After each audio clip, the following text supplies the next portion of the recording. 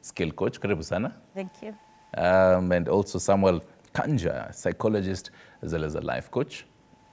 And all the way in Kisii, Obino Nyambane, who's the director culture in Kisii County, basically. Good morning, sir.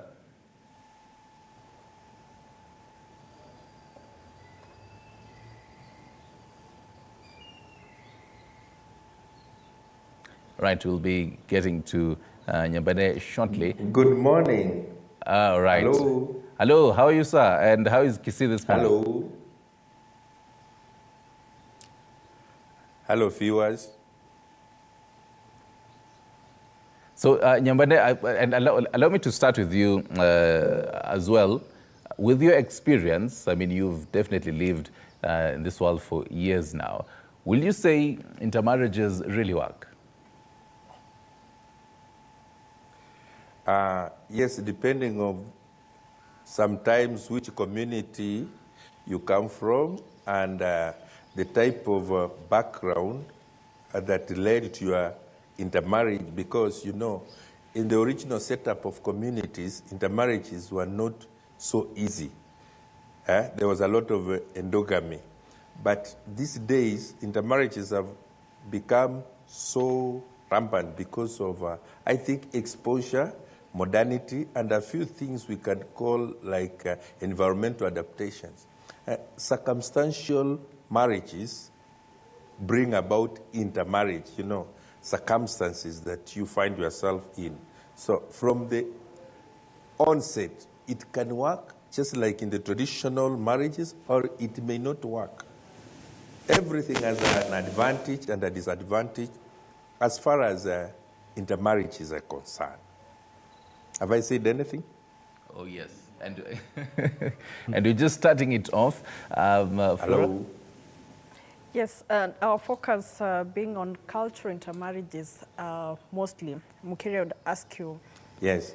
Have we lost track of our cultural even beliefs before even getting now into these relationships, mostly for young people? Yeah, what I can say, like nowadays, there's a lot of Western culture. Like young people, they are really concentrating with Western culture. Whereby that now they don't go back to their culture where they come from. So it is good to embrace our culture, like Africans. Let us not forget our culture, because if we go mostly Western, we cannot be Western. That is the truth. So we have to go back to our roots, where we went lost, so that we may be able to help our young people to understand that our culture is very rich, and we can do a lot, and we can help ourselves to embrace our culture, especially for the young people, because there's culture which is so good, and there's culture which is also not good. Yes. Maybe Kanja can chime in on the same. Have we lost track of our cultures, even Kenyans, generally? I think the use of the word culture here, unless we now figure it out to be the ethnic part of it, because culture is a very general word. Because, for example, you're focusing on cultural intermarriages. Yes. Yes. Culture here, I'm talking about, if you look at why do two people stay together or live together, and in this case we assume happily, or maybe with very few challenges, it's because of something we call compatibility. How compatible are you? And what are we bringing together here? It is two identities. Kanja has an identity, Priscilla has an identity, Florence has some identity. Now when the two people come together, do those identities become harmonious? Can they coexist? And now where does the culture come in? The values. Am I okay with the values from the other culture? You may find myself picking someone from a different culture, and I tend to be more comfortable with those values than I would be with the values from the person I pick from my own community. So I think the issue here is the mindset. For example, when you are growing, or even at this particular time, if you go to the villages or to those people who are having a lot of biases, you realize there are things they believe about another community, maybe a Kikuyu community, Meru community, a Luo community, which if you increase the knowledge you have, you'll end up disputing those biases.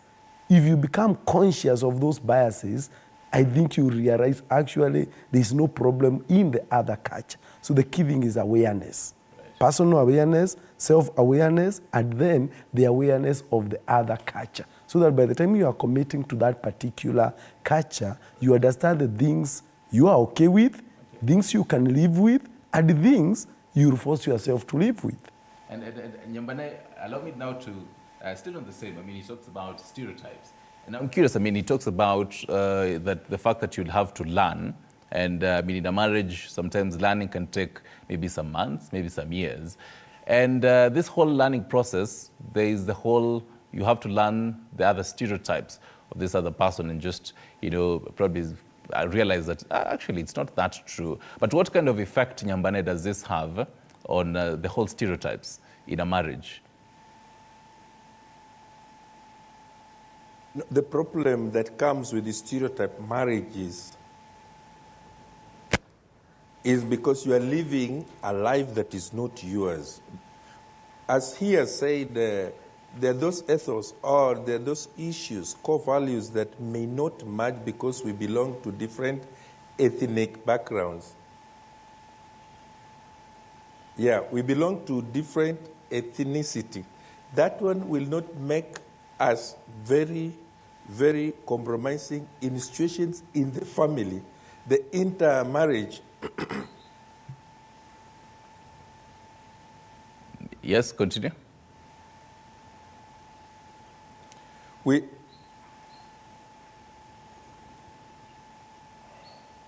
can hear you, continue.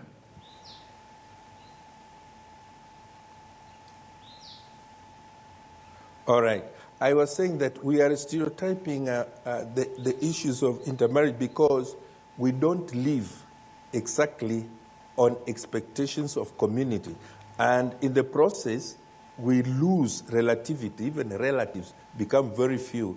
People who are concerned, your in-laws, their environment and your environment of in-laws, they differ. So there is no sincerity in your lifestyle as a married couple. There are so many things that you may not end up agreeing. So that is why I can say it is a stereotype.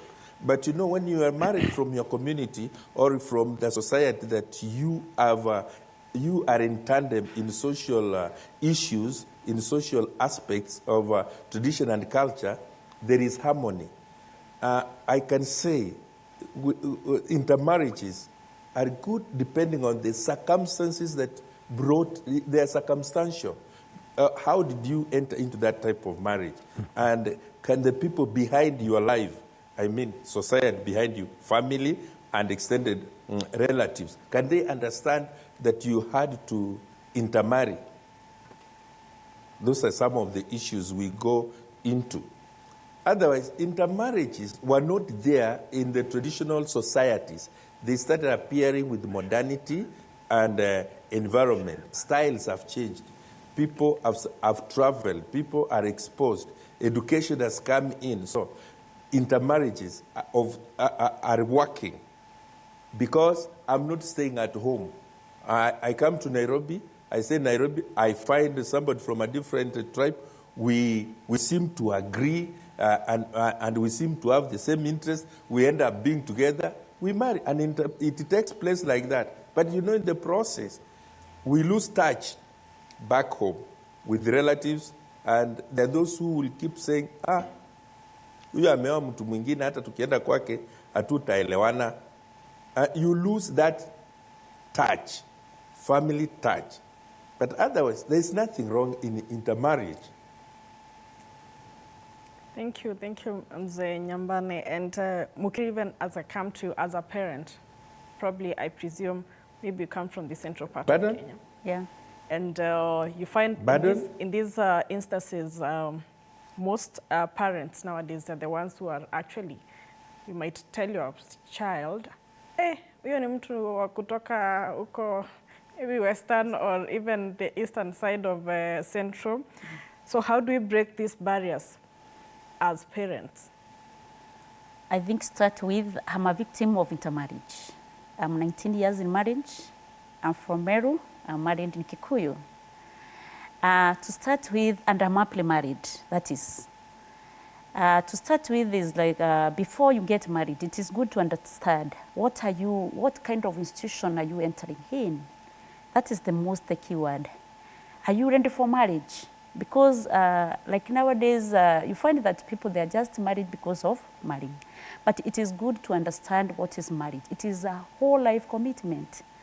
So if you know it is a whole life commitment, and you get somebody who has also decided on that, it is very easy, as much it is, we have cultural marriage, because like me, I had to learn the culture of Kikuyu. I had to search on more about how Kikuyu are. Like my dad was approached by somebody, hey, marrying Kikuyu. And also, I didn't thought that I can marry a Kikuyu. I have interacted with almost all the tribes because I was schooling different community. But you find that there was a woman who gave my father assurance that my daughter is married in Muranga and she lives well with the husband. So my father was very okay. So from the word go, when I took my husband there, they accepted him. So what I can say that let the parent give the children also the time to decide about their life. Don't decide for your child. Don't decide for your daughter or for your son, but try to give guidance where possible.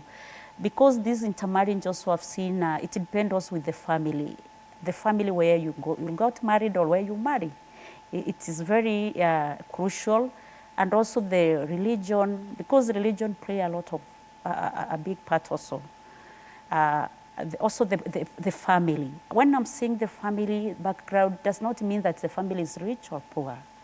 But if the family has that kind of acceptance, that they have accepted you, it is very easy.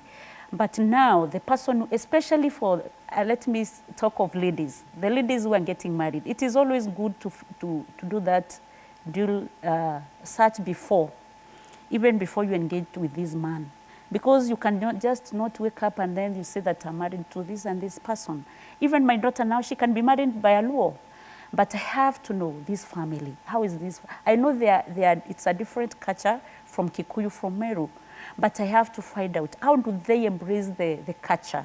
Have they so much, maybe in some culture which are harmful? I have to know. Because I've come across, as I've been involved in marriages, I've come across a different ethnicity culture, and you find that the way they embrace people from different cultures, it's okay, they are okay. So what I can say that let the parents also help their daughters, their sons, to make maybe in decision making, but let them not dictate what's supposed to be, but let them give guidance before. The guidance should be before, even before they start being engaging. Just give them, this culture is like this culture is like this. Let them understand. That is what I can say. But if somebody bring for you someone, it's from a different culture, don't say no, because you'll just stop this young person even from getting married. I have some cases of certain couple, yeah, because the parents, they have said, no, we cannot accept, but it is very frustrating. Right. Yeah. And Kanja, now between the man and the woman, where does culture really favor? Is it the man or is it the woman? Okay, before maybe I respond to that, there's something that the man on the screen said about intermarriages is circumstantial. Right. And I think if we start from that note, then that would be jeopardy, because it should be intentional rather than circumstantial. Judging people just because they come from a certain place, it's already a stereotype, a bias, a belief in itself. And those are things that we need to keep questioning. We need to keep finding out, where do we position ourselves? It's also not so true. It cannot also be statistically proved that if you marry someone from your community, there are higher chances that marriage would work. There are people who disconnect, separate, and even divorce, and they come from the same community, the same religion, the same county. So marriage is more of this party and this party. The parents are there as facilitators, but the decision makers are the two parties. So in the case of a man and a woman, because of our cultural orientation, especially as Africans and in Kenya in particular, you realize that when a lady gets married, there is that social expectation that she will abide with the community she is going to, because she is leaving her community and going to this other community. It's only that people now are in the urban areas, so that aspect may not be felt. But if we go back a bit when you would marry and then take the lady to your family, the in-laws, now that's where now these cultural differences would really come up. So the role of the man and the role of the woman before they get married is to find out, am I comfortable with how this community operates? And what are the things that I'm ready to sacrifice and to compromise? Because you are two different people brought up in different places. Maybe we may look at culture only from a Kikuyu, Luo, Kamba, what. What about, I come from the village, I've never gone outside the village, then I get married by this urban guy, or I marry this very urban girl. That is also a cultural issue, because this is an urban culture, that other one is rural culture. So the point here is the two people must be conscious, so that even if I get into that marriage, is it safe to now, if you put it like that, yes, village and also urban, is it safe, quote unquote? Would you probably advise someone just go for someone who, if it's village, if it's urban. Siku hizi wanaitwa kienyeji. Yeah, I was steering for that. I was steering away from that, but yes, it's okay. Okay. So I think there's nothing unsafe and there's nothing safe. It depends on something we call value system. The same way with your 100,000 salary, just for this example, amen to that. You decide to take a loan and buy a car. Someone else decides to take a loan and buy land. Another one decides to build for the parents. Another one decides to go to Mombasa with a girlfriend. Those are value systems. Among the four of them, who have done the right thing, who have done the wrong thing, none of the above. It's about choices, personal choices. The person you get married to, yes, you may think the parents will decide for you. But when you start living with that person in the house, you are the one who will directly feel good or not so good, regret or you appreciate yourself. So it's not about how safe it is. And we cannot even make a rule here that it is good to intermarry or it's bad. It depends on you. What hard are you ready to go through? What is this you are ready to suffer for? Because if you are ready to suffer because she's very beautiful, yeah? Or maybe because she has a very good job, or because he is a very, exposed person, this is a celebrity, this is a public figure, you don't at that point even care. This guy is a Luo, this guy is a Kikuyu, this is a politician, you don't care. So you sacrifice all those other things to pick this person. So even culture doesn't appear. And also let's also understand we are in a different setting where some of the young people who are now getting married, they don't even associate.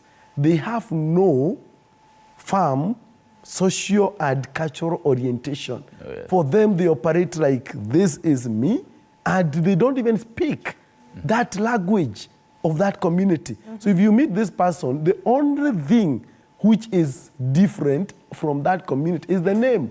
Everything else, you speak the same language, English and Kiswahili, nothing else you share from the other community. So now that one dissolves and dilutes those saturated aspects of the culture. Right. So that's why we need to be aware of which dimension are we looking at this. And allow me also to say this.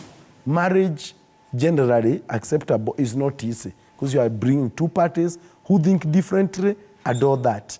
Now, bringing another difference makes it only harder. So by the time you are bringing the multicultural difference, you must be ready to allow it to fit in, because marriage is already not easy. You see? Yes. So then whatever other difference you bring on board, is it religion, is it culture, or is it something else? Let it be something you feel you can work with. Great. Right. Thank you, Kanjan. I'm laughing because it's like this is a challenge here for Stanley to learn. And also for Rollins, I guess. I know mine. I know mine clearly. Okay. Clearly. If my mom is watching, she can attest to this. Okay. So we take a short commercial break. We'll be back with more. Stay tuned. Oh, yes.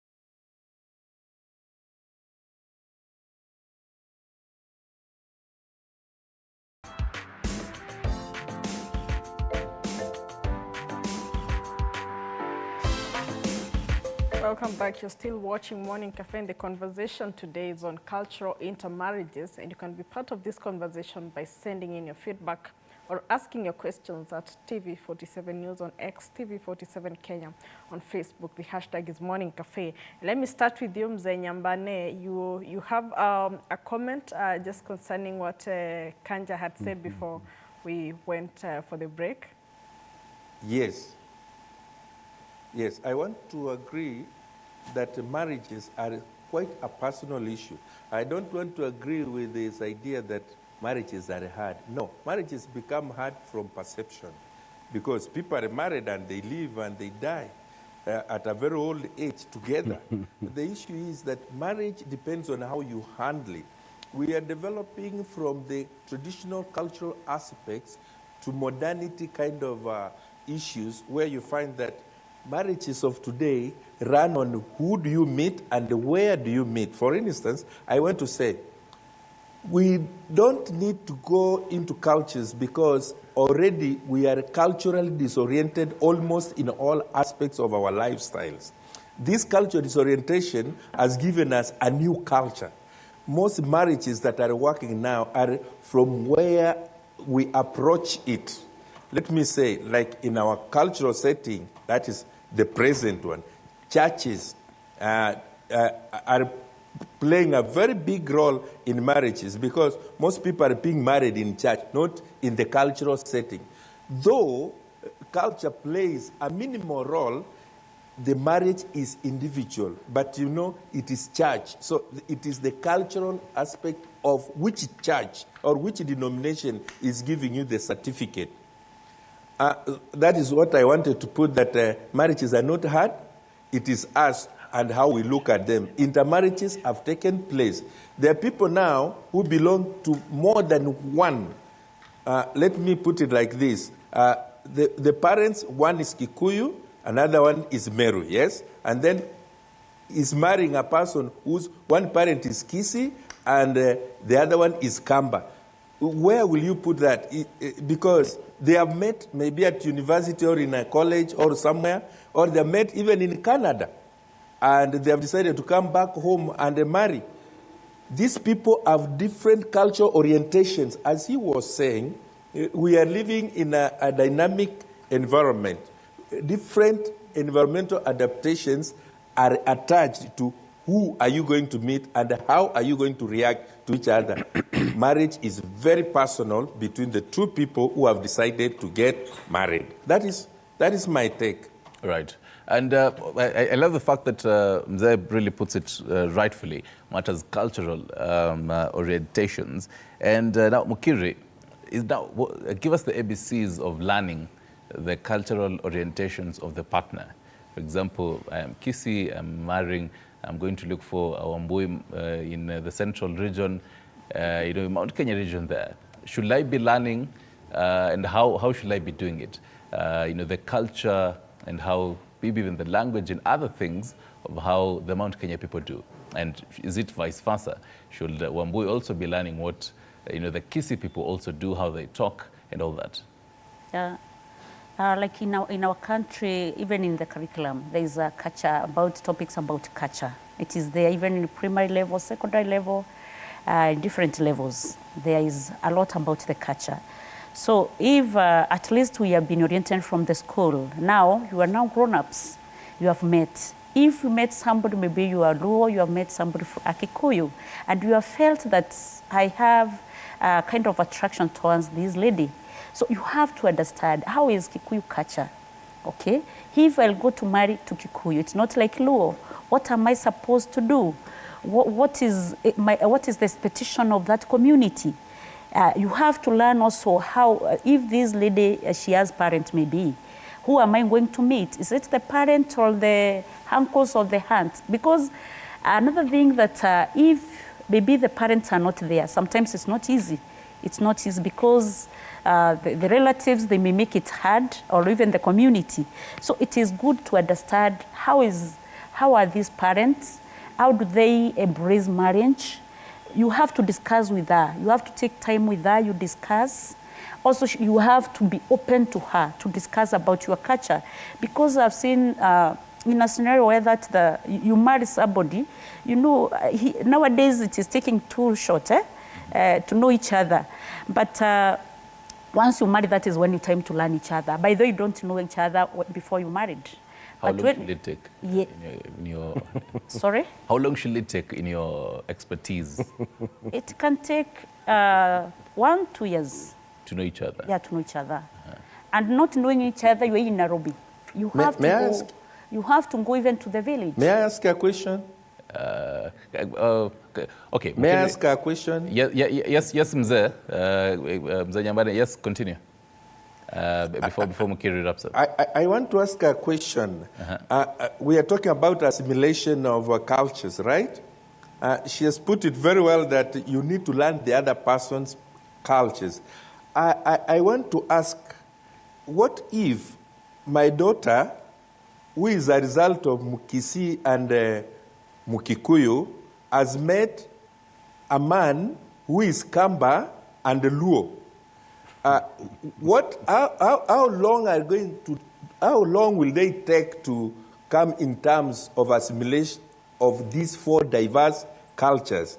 Because that is because the situation now is yes. that so many intermarriages have taken place, and so many cultural aspects hit on those marriages. If we go that line, men will not have worked, but those which are working, like in my community, is when the 2 people agree that there are things we can assimilate and there are things we have to leave.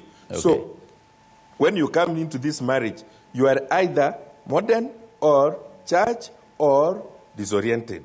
I want to be corrected. Yeah, so basically the whole complexities of it. Love it. Mukiri, sorry to cut you short of there. You can now, even as you wrap up your point, you can also chime in on how he raises the complexities. I mean, you're raising the point of just maybe 2 tribes here, intermarried, but then there might be, after a series of, you know, all this, the complexities that really come along this. Mukiri. I think what is there, for somebody who is getting married, you should have an open mind. And you should be very ready to learn very fast. That is the thing. Because if it's like he was saying that now different community, Kisii, Kamba, these people, obviously they are meeting maybe in the campus or in urban setups. So you have to know some people, not even from that person, who you can try to be asking some questions. How do these, how is your tribe? How is your culture? You know, because this person may not tell you the truth. But once you try to gather information from different people, and also paying visit to that place, don't just stay in Nairobi. I usually encourage, like ladies, don't rush to go to man's place. It's good for you to know their place first, because you may be cheated in Nairobi. When you go there, you find that things are different. People, they tell you, our culture is like this. We have to undergo this. So it is good to be learning as much as you know that one day I'll get married. There's a lot of complexity, yes, but I have to be learning. I have to know this culture. Kenya is very small. We have about 42 communities. You can learn these communities like this. Like me now, I'm learning. I know my daughter, she is growing. I'm learning. I have different people from different culture. I have to know this culture is like this. And when you bring for me maybe a boyfriend, I cannot tell you that like, no, I don't want from this culture. But the thing, the great thing I've seen about, even it is not about that culture, but that family, because I've seen issues with the family. You may go in a place that they are discussing with their own language. You don't understand. Yes. And I had a friend who was married in Luyaland from Kamba. When the husband died, they entered in the house, they discussed, and then she was given, packed everything. She didn't understand the lawyer.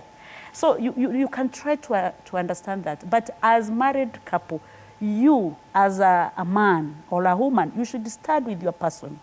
If, for example, things goes wrong, if you are there. But if you are not there, I would try to help, kindly request the people, the family, let them know that this is their child like any other child, like their son or their daughter. Let them not try to discriminate this person, because whatever you do, by the way, at the end of the day, it will happen to your children. Right. That is something I've really seen. Try to feel that for others, up that empathy with other people. Right. Yes, and when we embrace that culture, we find that we will not have all these issues, because like issues of divorce can happen to anyone, not because of culture and whatever. So let me try to just guide the young people and to show them the way. Right. Yeah, you can get married even outside Kenya. Yeah, it's happening. It's happening. Kenza, maybe a replay of the same complexities before we cross over to something else? Yeah, I think very quickly, I like what Mzee Nyabane and also Priscilla has said, and especially Mzee Nyabane for bringing the aspect of complex culture, you know, where actually you are dealing with 4 tribes for that matter. But I think here you have 2 choices. Either you merge all of them and you know all of them, or you pick the most dominant for the 2 of you. Dominantly, like even if it's a Maasai and a Kikuyu, in that family, which is the dominant culture, for example. And I understand as we had started, mostly the culture of the man takes precedence. But depending also on the circumstances, you may find the one for the woman can do the same. Maybe they are living within a town setup, or maybe the husband is working out of the country or something like that. So the lady will bring the culture from their community. So it's good to pick what are the key values. Then also the other key question is asking yourself, where does culture, or where does the place of this person coming from, how big is it to me? Because if it is too big to me, then I have to be very conscious. I need to do my research well. Where do you learn this from? The greatest mistake you can do is only to learn the cultural aspects of this person from that person, because they'll hide the negative aspects. Just be open-minded. Learn openly. But these days, people don't read. People are on social media. Why can't you read about Luos? For general knowledge, you lose nothing. You read about Kikuyus for general knowledge. Just in case you meet that person, you're already ahead of the other person.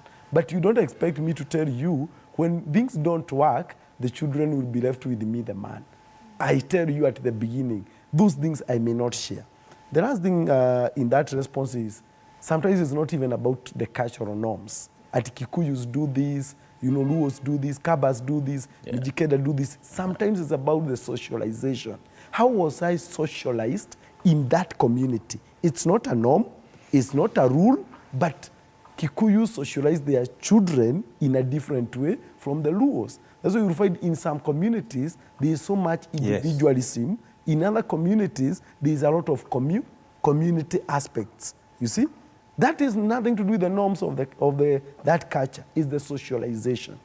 So 2 things I would really recommend as you know each other is intellectual and social intimacy. Okay. Intellectually, are you connected? Can you have serious conversation? Argue with each other about these 2 cultures? And also, are you socially intimate? Do you share friends who may even tell you things your partner may not tell you? Yes. Interesting. And Mzee Nyambane, when you speak of matters, cultural intermarriages, most of the times during this election period, we see very ugly scenes, and that is when people... Pardon? I'm saying most of the, during the election I didn't get the last bit of your question. Yes, I'm just completing my question. When we think of intercultural marriages, yes, let me finish up my question. I didn't get the last bit of your question. Yes, let me finish up the whole question. I was asking, hello? When you're speaking about intercultural intermarriages, and most of the times we see election times come, and we see very ugly scenes, and that is when people unleash the differences they have between different cultures. How then do we address these differences that we see between cultures during these electioneering environments and periods to forge national cohesion and also promote intercultural marriages? By the way, you have just reminded me the effects of elections on intermarriages in our country. It does have a negative aspect, because there are people who passed on, who were killed because of just intermarriages. And there are many divorces that happen just because of lack of integration and cohesion and the cohesivity in intermarriages. I think that is my thinking, that as our young people grow, they are also supposed to study, as my friends have said, the origin of these other cultures. But we need cohesivity in the process of mentorship of this young generation if we want future marriages to succeed. Because like the people who are in this generation and who vote and people who give political emotions to the populace, they cause problems in the intermarriage settings of people. I feel strongly that maybe we need to mentor our young people, as Madame there said. As you grow, you know your daughter is in an environment that she can bring you anybody. Let us be talking positivity of other cultures. Let us be positive about other people. Like, for instance, may I take an example of my family? In my family, we have somebody married to a Luya, we have somebody married to a Kikuyu, and we have somebody married to a Luo. When we have celebrations or when we have an issue, we all come together. But we need to know whose situation is it, or whose home are we going to, so that we assimilate ourselves to the cultures of that person if we know them. Like when we are going to Luya land for maybe a funeral, or we need to learn how are we going to be received and what are expectations of that family from us, because we don't share the cultural backgrounds. But there is harmony, and this is the harmony we could want to be seen in a nation like Kenya, where we have so many tribes, but a very small environment. As she said, we need this mentorship to enter into the younger generation in case we want to succeed in marriages. That is my take. Right, and before I let you, yes, I'm saying that is my take. We need to mentor the younger generations to cohese and integrate in the new lifestyles as a result of intermarriages, because we cannot stop the intermarriages. And on that note, before we can mentor before the young generation. Yes, before you come back to the studio, what is your take? Hello? Can you hear me? Morning. If you can hear me, do you think intermarriages will really help decline? Can you hear me, Mza?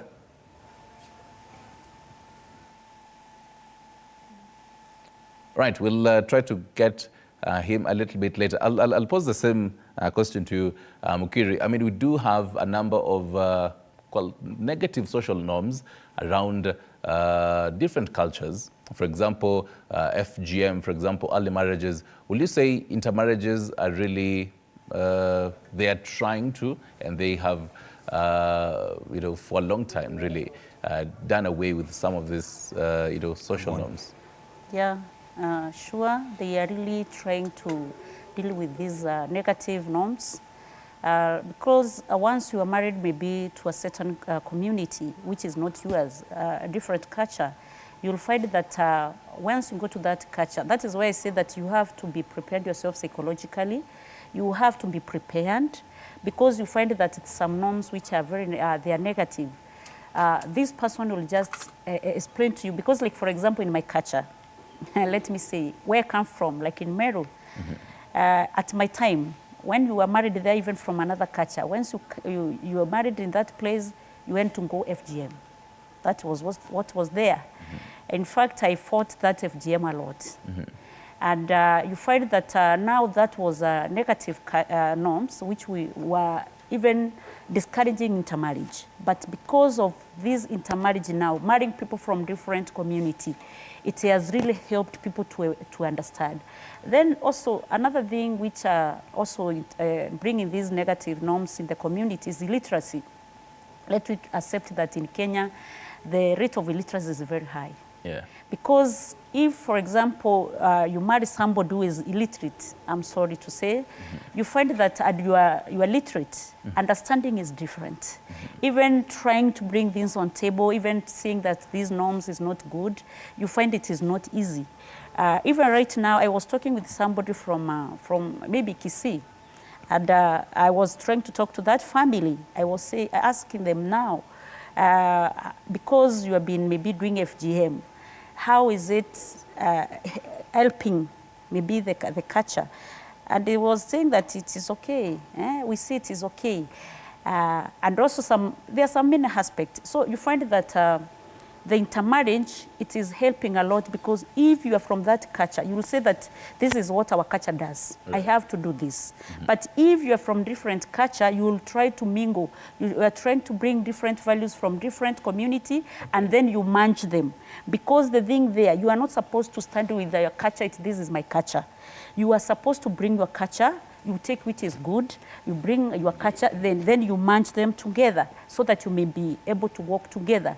But there are some culture which are so good, you have to embrace them as a lady. For example, like me, my boy is going rite of passage. I had to sit down with the Kikuyu men. As much as my husband is there, I have to know, is it right to do him like this? I was taken through. Now I'm very okay. I have to take him through Kikuyu culture. Right. So you find that you have to learn these things, and you have also to be open-minded. That is why Mzee is saying mentorship, mentorship, mentorship. And the young people, let them be open-minded. That mindset, and also positive about other communities. Okay, and probably see others. Lemuki, before even getting your sentiments, I was curious because, I mean, you really touch on the culture of the Kisii. And, I mean, we are privileged to have director of Kisii culture in Kisii. Mzee, now if you can really get me, my earlier question and my previous question was this. From where you sit, do you think intermarriages are helping in declining the negative social norms that are there? I mean, cultures in Kisii, in Kuria, for example, FGM, are really rampant. Do you think now intermarriages can really help minimize some of this? By the way, I want to straight away tell you that the intermarriage aspect has reduced that factor of that cultural aspect within these communities, because those who come into our community don't understand that, and we are trying to clean it because it is seen as a negative kind of culture. I want to say that intermarriages are assisting cohesiveness and integration of tribes. May I use the word tribes because it gives a more meaningful of the different cultural backgrounds. Tribes are coming together and they're being integrated in marriages. Marriages are assisting us to move out of our cultural cocoons, which and the negation of the wrong, or they were not wrong cultural values, but the way they were applied may have been such a negative to the rest of us. So may I really appreciate that intermarriages are assisting cohesiveness and integration within the society. Great, thank you, Mzee, for that. And even Kanja, we were addressing the issue of election time. So do you think intermarriages in any way can actually help solve tribalism in the country? I think it's exciting that question should actually be the other way around. What affects politics? It's not how politics affects. We don't need to intermarry for us to think different.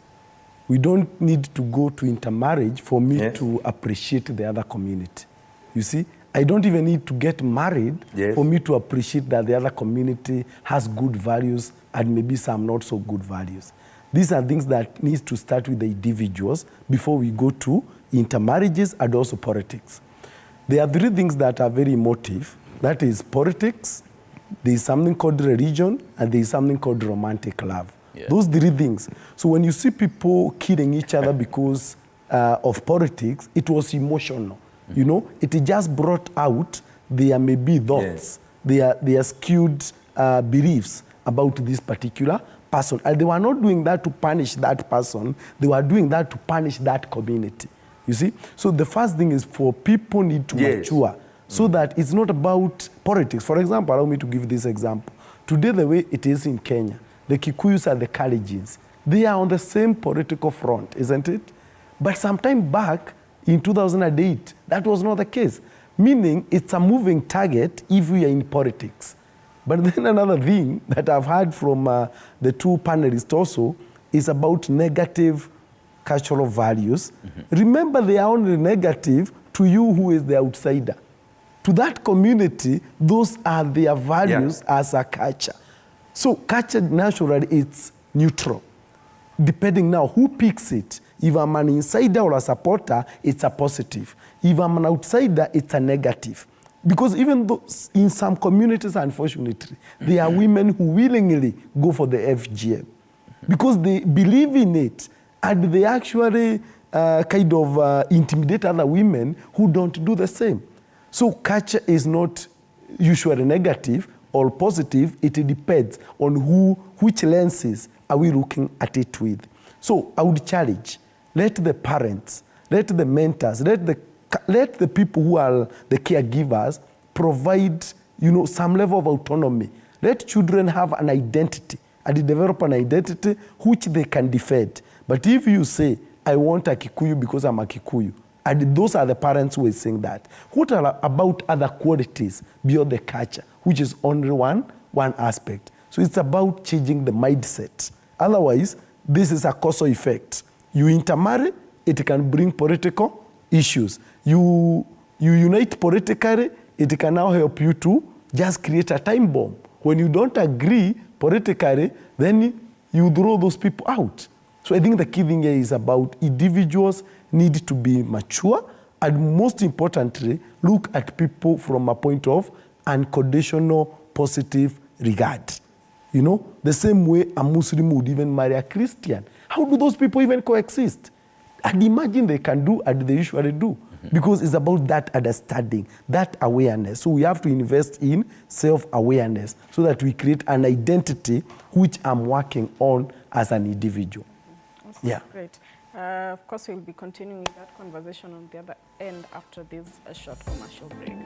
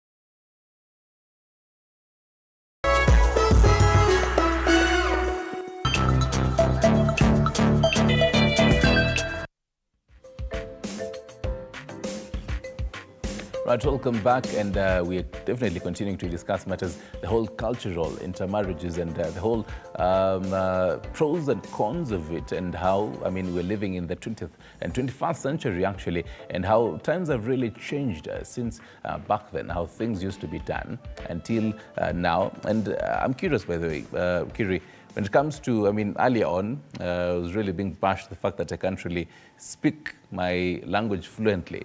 But then when it comes to even the whole complexities Mzee Nyambane was raising, when it comes to even about like 4 different tribes involved here, even for the children, does it raise some challenges even for them when it comes to language barrier? Probably find even this parent probably speaks this language, the mother speaks this language.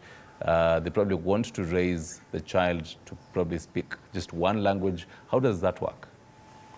Yeah, it is a challenge for the children, but I usually say that like a mother, even not the father, a mother has a great role. Because if a mother is not playing a very great role, these children will learn just the language of the mother. Because you find like this season of Christmas, the mother decides to take the children to their place. That is the language they learn. But you have to make an effort as a woman. That is why I say that, in fact, in marriage, mostly the carrier of the marriage is a woman. Let me say that. If a woman is not ready to take this, it's a role, you find that this marriage will not work. Because most of time you may find that man is not there even with the children. You have to make sure, at least the communication, like greetings, at least the children can be able to greet even their grandmother with their language. They can understand that language. They may not even talk it fluently, but they can understand. It's very important. As much they are different, children are very easy to learn. They can learn very easily, even different languages. But now the mother is the driver. He has to direct. But if the mother is selfish, he wants just children to learn their language, that is all. Because, for example, I'm just using my example. My children they can understand a bit of Kikuyu, and they hear whole Kikuyu. They can communicate Kikuyu with their grandmother who is 117 years, and they can speak Kimeru, they can speak Kimeru language. So it is all started with me, not even their father. Their father is, I think he is less concerned with that. That is why you find that as a woman, you have to understand what kind of children I want to raise. What am I supposed to pick from this community? I'm married to this community. I have to accept that now I've entered in a certain culture. So I have to understand everything, what is happening. And that is why I'm saying, like me, I've gone to an extent of meeting old men, 80 and above, from Kikuyu, and sit down with them, in absence even with my husband. I don't know, some things he may not know that I know. Because he is raised in Nairobi, he may take a lot of Nairobi culture and forget maybe Kikuyu. So what I'm saying is that it can be a challenge if the mother is not ready to help these children to learn that language. It is good to get at least the tips of greetings and small things at least the child can communicate. It is very important for a mother. And you have to accept that now the children, they are sharing different culture. They have to know. And you have to take them there. Don't encourage taking children to your place only. No, take them there. Those are your people. Because once you are married, you have to live at the cliff, from where you come from. That is even what the Bible says. You have to live. And you have to embrace the culture of the other side. Because hata Kiswahili inasema mwacha mila ni mtumwa, si ndio? Yes, so you have to try to learn. May I say something on that? Well, and what I'm getting from that. May I say something on that? Initiative. Yes, Mzee Nyambane, kindly chime in on that as well. I want to support the idea that language is a very important ingredient in marriage. And as important as is language, is identity too. So you see, it is good that the wife and the husband understand their identities, and the kids that we are bringing up should also understand their identity. And one basic thing that makes our identity be known is language. So in simple terms, language is vital, and it is the mother who will determine. That is why it is called mother tongue, not father tongue. It is the mother who determines what language the kids are going to speak. From my point of perception, it is good that these kids should learn something about the origins of their parents and try to capture something identity, maybe in the language that they talk in the house, and mix it up with English and Kiswahili. And that is the survival of the younger generation, because they are not going to talk Kikisi only in the house, or they are not going to talk Kikuyu only in case of that intermarriage. Let us also appreciate the fact that cultural identity is also based on the language. Thank you. Thank you, Mzee Nyambane, for that. And even as we speak of matters, communication, culture, intermarriages, nowadays most workplaces are so diversified, but still you'd find people mepatana Meru wawili mko hapo tu mnaongea Kimiru, patana two Kikuyus just speaking Kikuyu. Do you think now through intermarriages can we actually change the culture at workplaces, even make the communication more easier, reduce the biases within work setup? You see, there is nothing wrong with speaking your mother tongue at work. It only depends who are around you. For example, if you visit your boss, even the CEO, and he is a Kikuyu or Laluo, and you speak in that language, there's nothing wrong. Yeah, I'm speaking about people speak it within a setup that has diverse cultures. Yeah, I think the major problem here is we Africans, we don't like our languages. Some of us don't like our languages. That's why you find the mother being so happy that a 5-year-old is speaking English fluently, you know, and they are not bothered how good they are in Kiswahili, which is also a national language. Then they actually even forgot that these children have a mother tongue, you know, or depending on the circumstances, a father tongue. What does this mean? Are we investing in teaching or training our children to also speak that language which they can relate with the people from that community? Can you imagine a young child speaking to their grandmother who is 100 or so years old in English? You know, it is so demotivating. And parents usually think if you teach the children a vernacular language, they will not easily capture the language that you want to teach them, like English. Yes. But from a counseling point of view, the best time to teach a language is when children are young. I once met this boy in Mombasa, and this boy, the father is a Kikuyu, the mother is a German. This boy knows 5 languages because he knows English, he knows Kiswahili, now that he is in Mombasa, he knows Kikuyu, he knows German, and then they are being taught Chinese, you know? So, and he is speaking all of them, and he was only 6 years old. The point here is this: let's not put our vernacular, and there's nothing tribalistic with knowing your language. So why will this be important? So that even if you get a person from your own community, leave alone the multicultural aspect, from your own community, there are things when said in mother tongue or in vernacular, they come out with a certain weight. Yeah? With a certain weight. Yes. And that language, you can imagine as adults, we are paying to learn French, to learn German, to learn whichever other language at a cost. But your mother tongue, you are to learn it naturally, but you refuse to teach your children. So the point with the workplace is that, when you, especially when you see people speaking their mother tongue, when the other people don't understand that mother tongue, for me, that one I call it social indiscipline. And it is very insensitive, and it's something people should really avoid. Myself, I never speak my mother tongue unless I know everyone in that audience understands that particular language. So it's more of a, by the most of these things, if you look from the side I'm coming from, it's because I know the power within the individuals. Because there is no one called a community.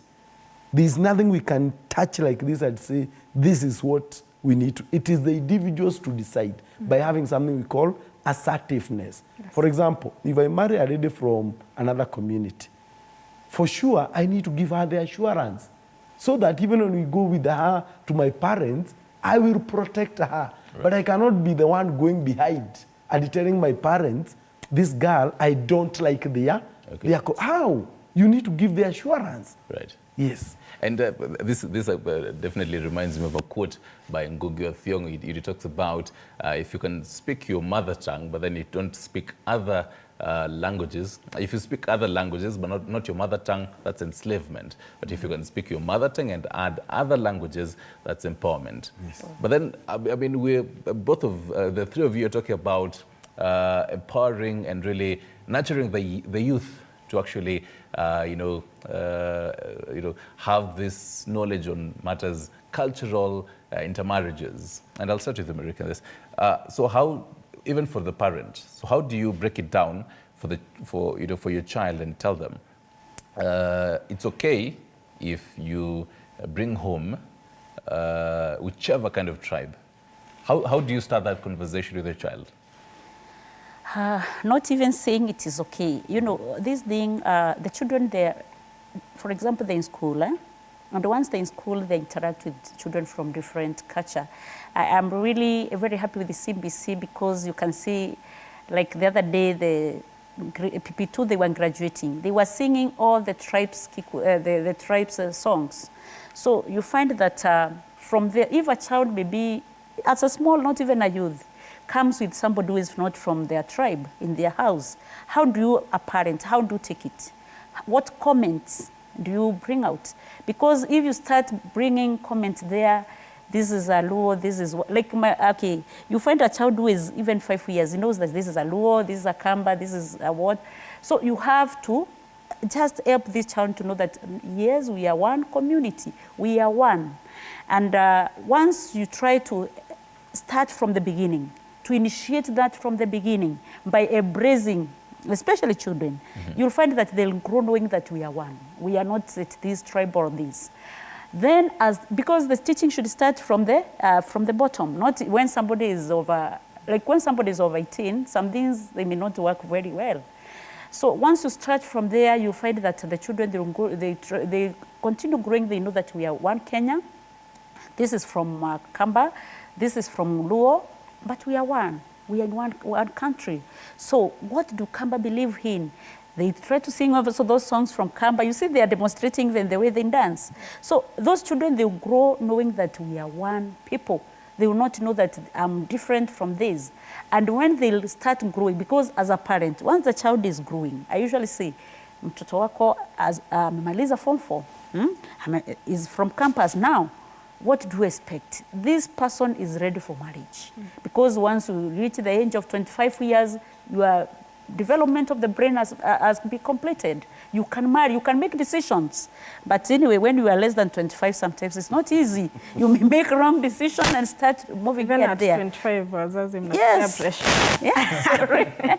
Yeah. So you should start preparing your child, telling that okay, you know, you'll get married. Because that is the fact. Because there's no life, it's like I'll live a single life and get a kid and live. Because those are some of the stories I'm hearing from university. Let them know that you'll get married. Married is good. Marriage is not hard, like Kanja was saying. It's not hard. It's by the way you'll take it. Yeah. The way you treat it. Because there's no even manual for marriage. This is how you should stay, how you should do this and this. But the way you decide you two people to live, that is how you live. So you have to try to help this person. As you are going to university, I know you are going to meet many people. These people, they're like this, and they're like that. Now, it reaches a point that have that good relationship with your son or your daughter. Because some, they are not ready to take their partners to their parents. Because parents like, wow, they are so weird, you know. Parents, it's good to have good relationship with your child. As much that the child is 30 or 40 years, they remain your child. Try to talk to her or him. It has reached the time for marriage. What are you thinking of? So if he tells you that I have somebody from north, from south, it is you to know that, to help this child to understand that, or your child to understand that these people are like that. And even this child, as I said, you are a person who is getting married. Have that initiative of learning. Learn. Don't stay here, because I'm seeing here, like, for example, in Nairobi. Okay. People, they are just getting married, they stay here, even no need of going to see the parents, you know. And you see that blessings of the parents is very key. You get 2 children, that is when things arise. That is when you are running. You go to the, for example, to the parents. They say that we don't know you. You say that I have your kids, we don't. Those things, they're happening mostly in the children office. You find there are a lot of cases happening. Yes. People are coming here in Nairobi, they have met, they have children, even they don't know where this person come from. Maybe he told you it's from Western. Western where? Okay. You get? So it is a very initiative from both you, a young person, to learn people's culture, parent also, to mentor. I think mentorship program should be there because things are not working well. Yes, yeah, yes. Right. And Mzee Nyambane, now for your final remarks, even as you chime in on what you're talking about, the whole mentorship, you're really big on this when it comes to mentorship. For your final thoughts, how do we really do this?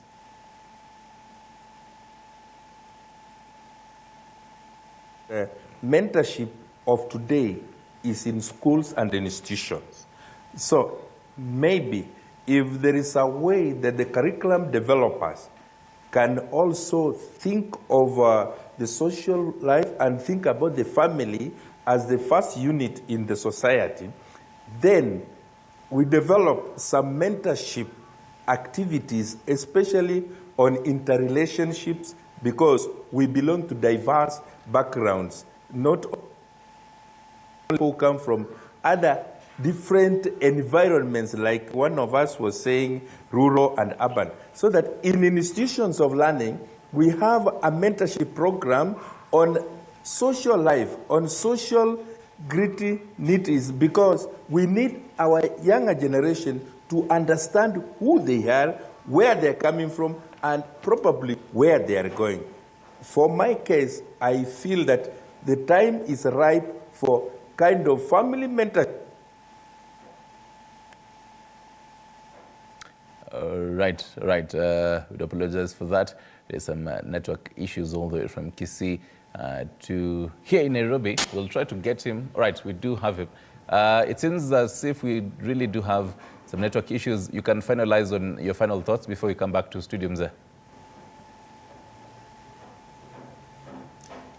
Yes, like in our environmental adaptations of Abagusi people, we tend to welcome any marriage.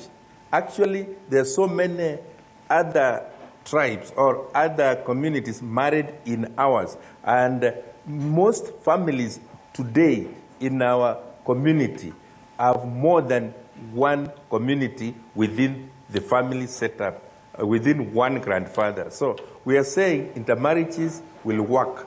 Intermarriages are working, but we need another level of mentorship so that in the future they'll be comfortable, integration and cohesion.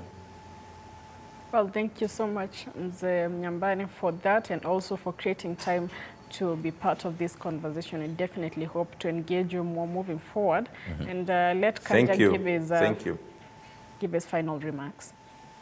Okay, so I think the question you had asked Priscilla about the parents, what they need to do, very quickly I would say sometimes we assume this parent will be there even when this young man has married or the young daughter has been married.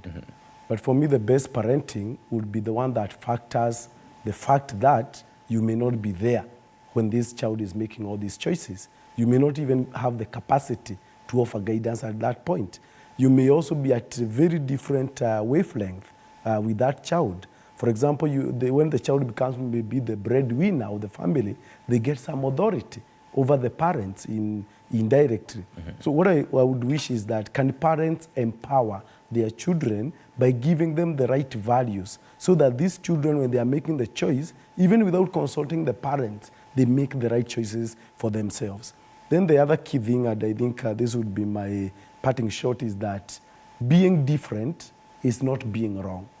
Being from a different community from someone doesn't make you the wrong person. It only gives some level of variety. And in diversity, there can be adventure. So let us not have those biases, those wrong beliefs, are those wrong assumptions. We need to keep questioning them, and we need to become conscious of those biases so that we can overcome them. And when we do that, there's nothing wrong with marrying any other person who you are comfortable with as a person. So I think intermarriages definitely works. Okay. And just to put something clear, you know, the issue of marriage being hard, the point is, just like work life, just like any other vocation, there are challenges. Okay. Day-to-day life is a function of problems, Yes. and we are there to solve problems, you know. So we need to be prepared for that, and so that we don't add another problem to another problem, which is as big as the other one. So the point is that just to be aware that you are interacting with another person completely different from you. So for that, we have to be mentally ready for it and emotionally mature for the same. All right. Thank you. Priscilla, your final thoughts? Yeah, my final thought is let the community be aware that the intermarriage is working. And even the communities which are not embracing, let them embrace these young people with a lot of positive mind that they can make it. Let you not try to dip out, because these people, they meet in a certain place and they agreed. Because they agreed as a parent, you are just there to guide. Don't enter a lot of things, because maybe you end quarrel with somebody from a different community. Don't enter your issues to the children, because you will interfere with their lives, and that is why you see there are a lot of things happening in our midst which are not so good. And that is why young people, maybe they are not seeing the need of getting married. Maybe the way that we have dysfunctional families, the way there's a lot of violence in the families, let we take things in a positive way. Okay. And it works, and it will work. Okay. Let we have that positive mind and take things in a positive way. Yes, and young people, don't rush to marriage. Take your time, learn, be there to learn. Right. Otherwise, don't go to you say that love is blind. No, life is not blind. It is you is blind. Yes. Asante sana. Samuel Kanjo, psychologist as well as a life coach. Priscilla Mukiri, life skill coach, as well as we had Bino Nyambane, director, Kisii, the whole culture in Kisii County. Asanteni sana for your wise words. I'm seeing a comment here. Someone says they had to learn tighter language, and then they broke up with the girl. Oh no. So just how many do you have to learn before you actually settle for someone? Oh yes. By the time you're finishing up, you're not a linguist. Oh yes. You definitely have 47 plus. Yeah, but I think there's beauty in our cultures. Even getting to learn languages actually can be like a hobby. Yeah, it's just appreciating the diversity of our cultures. So how do you say asante in Meru? Hivyo tu. Sinasema hivyo tu. Ibwega. Asante. Look who doesn't even know. All right, I mean, in our culture and in our language, you say mbiamono sana. So on behalf of everyone, mbiamono sana for having this conversation. We are taking a short breather. When we come back, we're definitely taking a look at what is happening in different parts of the country, just to update you. Remember, even our question of the day this particular morning, just to await. Remember, our team is in Parliament, giving a wall-to-wall coverage of the expected first ever State of the Nation address by President William Ruto. So this morning, we're asking you, what do you hope the President will address in the State of the Nation speech? Keep your feedback coming in. We'll be sampling some of them as we continue. We take a short break? Yes. When you come back, of course, we'll be speaking matters of State of the Nation, as well as what is happening in different parts of the country. And I do hope that through this conversation, you've learned something, and also just learn to appreciate the diversity of different cultures, and to be part of it, even if not for marriage, at least for even coexistence as Kenyans in the country. Yes. I was hoping you'll finish that in Meru for the cohesion bit of it. Let's take a break.